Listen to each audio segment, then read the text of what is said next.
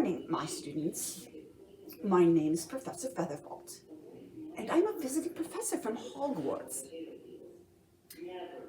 It's been a long, long trip to come here, but I'm so happy to be here now, and I'm going to be your professor to teach you about potions, which is one of my favorite things to teach about. Now, I should perhaps tell you a little about my background.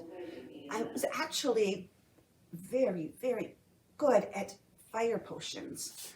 I was the professor of pyrotechnique, in fact, at Hogwarts, but I did have a little incident there and burned down one of the secret chambers. So actually, between you and me, and this does not need to go any farther, I'm on probation right now, and so they asked me to come here to teach you. So I'm going to teach you some potions and do my very best not to play with fire. And I suggest that's probably a good thing for all of us at this point, as you are beginners here. So let us start with one of my favorite potions. We'll come over here, and in this tank here, we start with Essence of Ocean. Now, some of you might recognize this simply as water, and that's what a Muggle would think, but we know better. And we know how important it is to have the right color water. Now, when we do this experiment, and by the way, it is called the Lava Luscious potion, we need another ingredient. I find this quite horrific, but all I could find was baby oil, and I don't understand. Do you really take oil from a baby? Well, nevertheless, normally at Hogwarts, we would use newt oil. So pretend that this is newt oil. And apparently, I need to push down. I don't know this nonsense. Let me use my wand, and I will do it that way. Much easier than the way the Muggles do it. Okay, so we will pour out essence of baby oil. And notice how it is floating on top.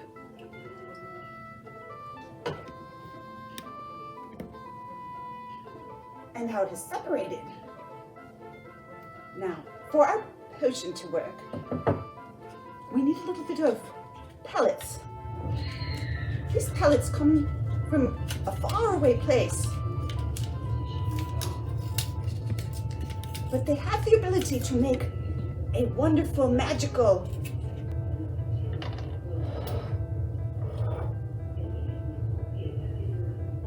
well, let us see. We'll take these tablets and break them and drop them in.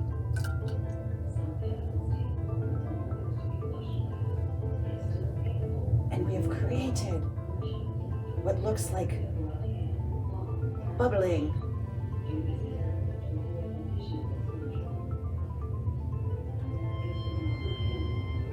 Now this is a very simple potion to do at home. So you could practice this one quite easily yourself, and even use the Muggles' ingredient called Alka-Seltzer.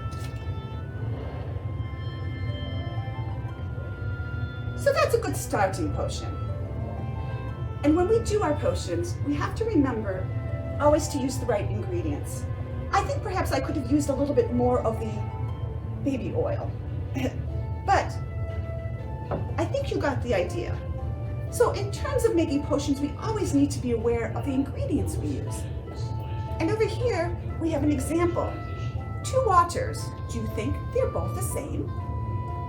As I was saying, as we make our potions, it's always important to make sure that the ingredients we use in our potion are properly workable. And so, for example, in this water, if I put this candle in there, what do you think will happen? Well, let's find out. The candle floats, as to be expected. But what about this water over here? If I take this candle, will it also float? It does not. What is going on? Is it the water? or is it the candle?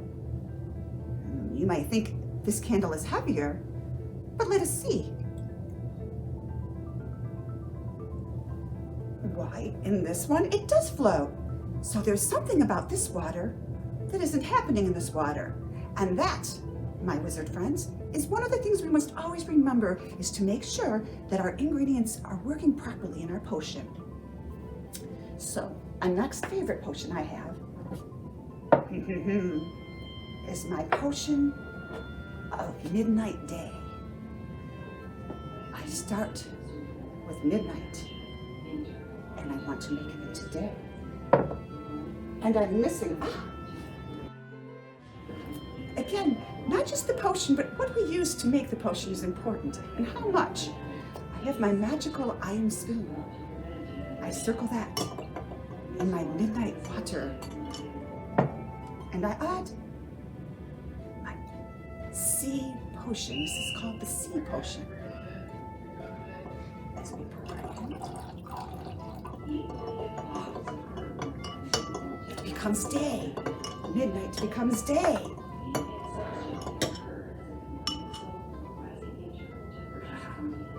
And now, can we make it back to midnight? I have my secret sludge of chicken feathers. And you know, as Professor Featherfold, chicken feathers are very important to me. And so, I use this chicken sludge. Let's see what will happen.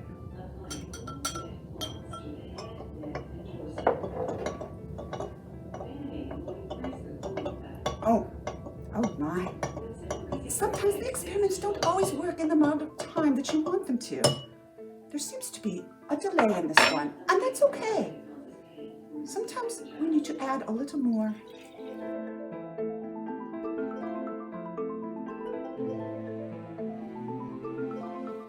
I must say, this spell appears not to be working in the time that I would like it to.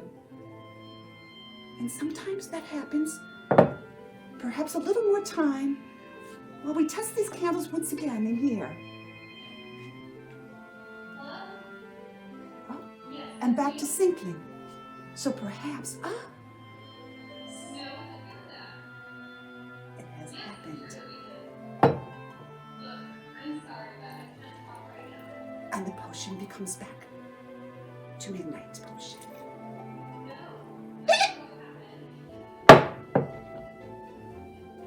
And so, here today, already you see some wonderful potions that you too, my wizards, can do yourself. But I grow a little tired of this, and I'm ready to do... Could you keep a secret? Could we perhaps do a little fire potion? I think we shall.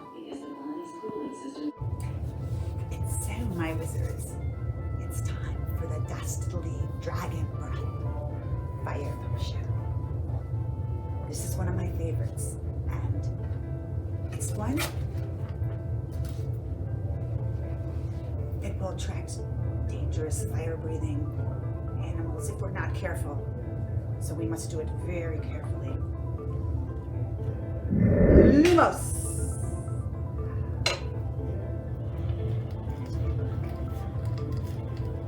Fire, the flame is getting bigger and bigger. I love it. As we increase it, the flame rises, and we attract all kinds of beasts from around the world. Ah!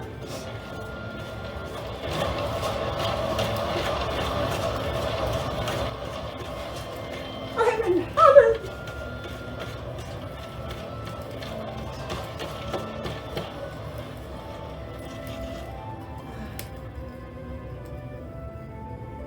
Now back to nothing. Now for my final. Wasn't that incredible?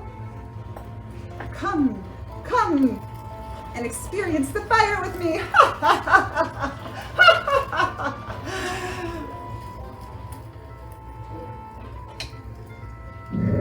Oh my goodness, I've got a message.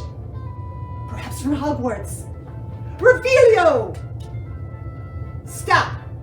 Return to Hogwarts Now, oh, perhaps I've gotten a little too enthusiastic on my fire potions.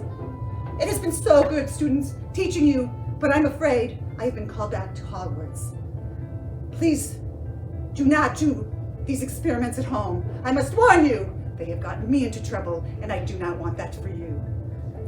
Until we meet again,